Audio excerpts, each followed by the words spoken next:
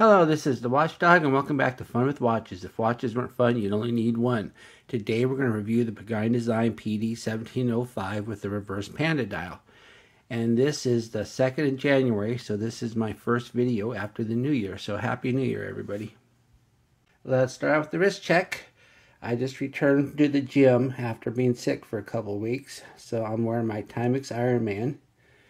And Grogo's still wearing my Bezel 22803. Grogu said he saw a new movie. It was about a bunch of anthropomorphic creatures living in college, and they get picked on by a bunch of jock dewbacks. It's called Revenge of the Nerfs. Alright, let's take a look at the watch. It comes in this Pagani Design, one of their newer style boxes with the metallic blue tint to it rather than the snapper case. And once again, we got the nicest cleaning cloth in the industry. And here is the watch. This is the reverse panda. There are more panda style chronographs out there than just the Daytona and Speedmaster. When one thinks of Breitling chronographs, one automatically thinks of the Navitimer, which is probably their most famous watch. This is the homage to the Breitling Chronomat. The Chronomat ditches the slide rule bezel for a more traditional timing bezel. It also has the bullet bracelet that Breitling calls the Rollo. Pagani Design attempts to mimic this bracelet is really bad and the worst part of this homage.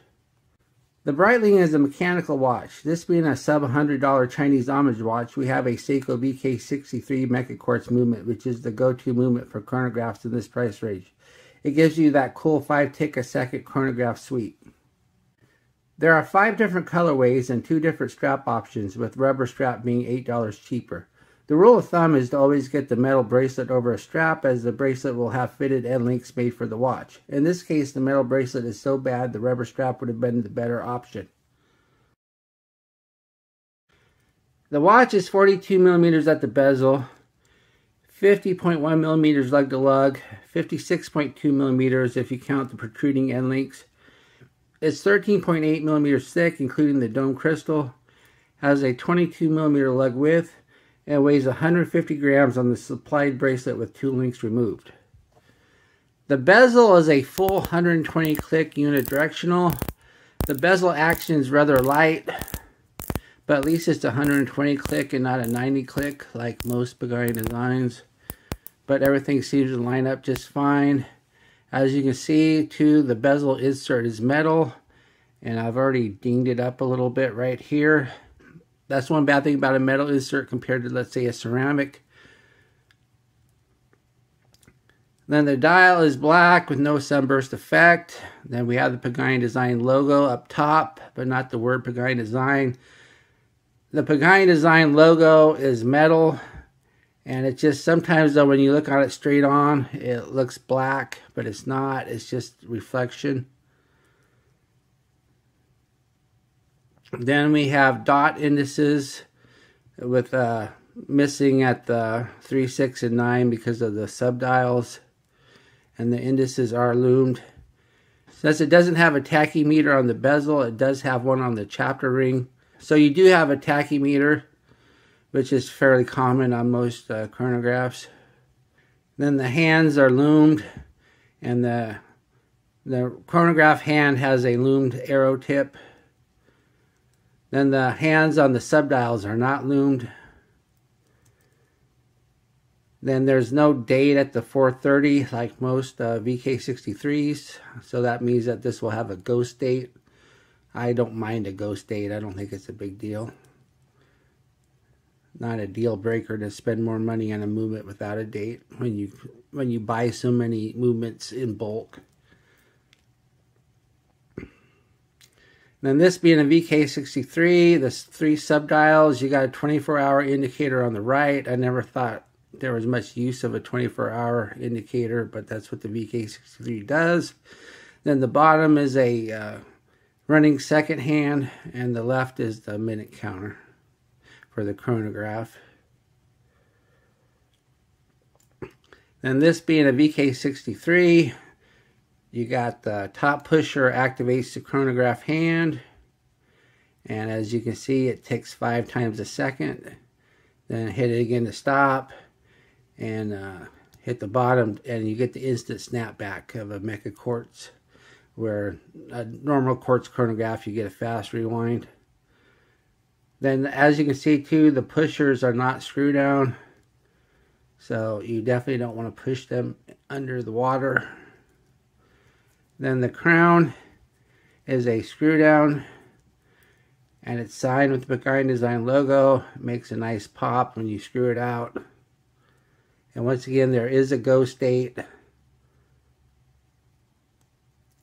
Then pull it straight out and it does hack. And being a VK63, you don't have any annoying minute hand jump or anything like you do with a cheap quartz watch.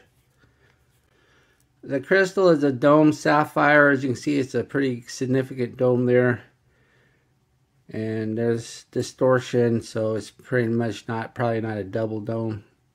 And I don't think there's any AR coating because there's quite a bit of reflection.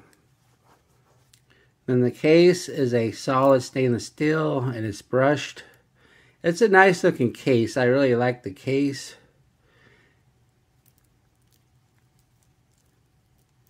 And then the case back is a screw down. Gives you 100 meters water resistance. And once again, you don't have screw down pushers, so you would never get 200 without at least screw down pushers. Then as you can see, the case back's pretty nice. It has an anchor here because I don't know if that goes with the theme of the watch. It's just probably a reuse thing. Then it says Pagani Design, water resistant, 100 meters, then stainless steel. And then it also gives the model number there, the PD1705. Then underneath the case back is the VK63. This is made by Seiko. This is the go-to Mecha Quartz movement of Panda style chronographs in this price range. And I already showed you how it worked. The bullet bracelet has solid end links. But if you look at the links themselves, they're not actual bullet links. If you look at the true Breitling bullet links, I'll show them to you on this picture here.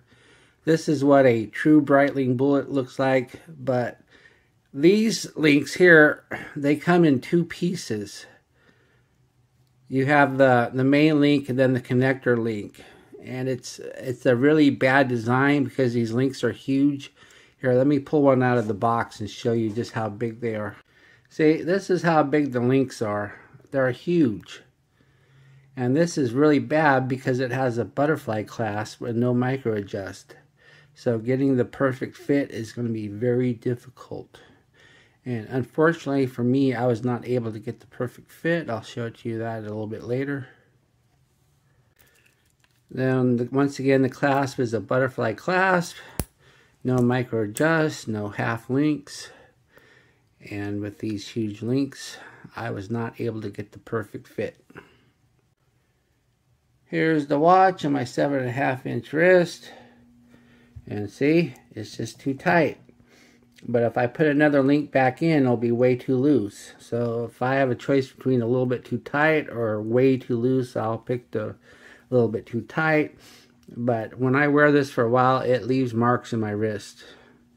So once again, I don't know why they just have the bracelet design like this. I don't know if Breitling has a patent on the bullet design or what. I don't know why they had to make a simulated bullet and not a true bullet. But do not like this bracelet at all. Plus it's not attractive looking. All these connector links, you can really see them. I don't like it.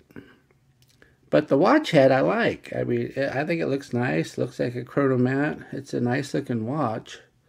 Just, ugh, that bracelet. Here's the watch on a leather strap.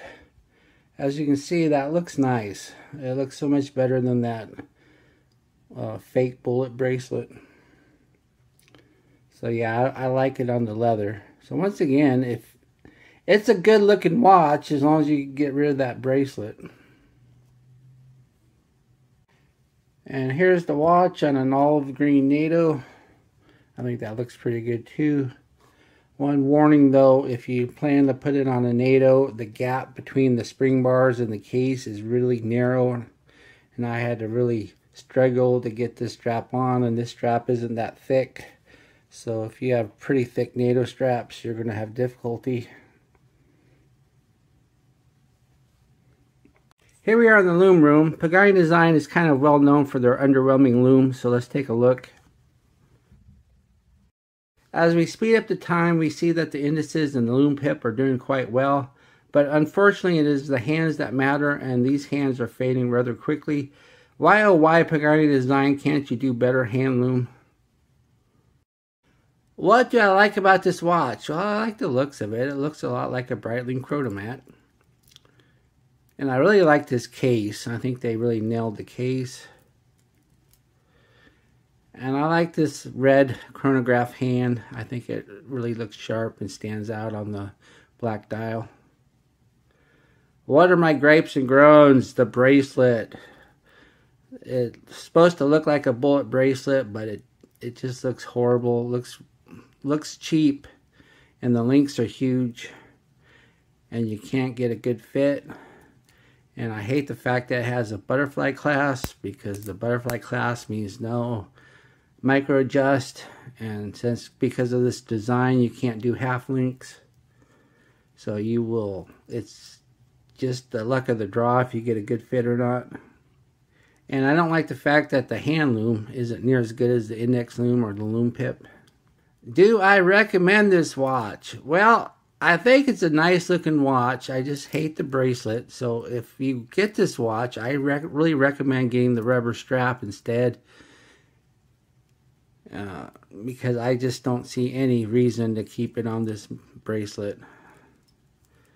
But if you like watches on a metal bracelet, then I really can't recommend this watch, because the metal bracelet it comes with is just garbage.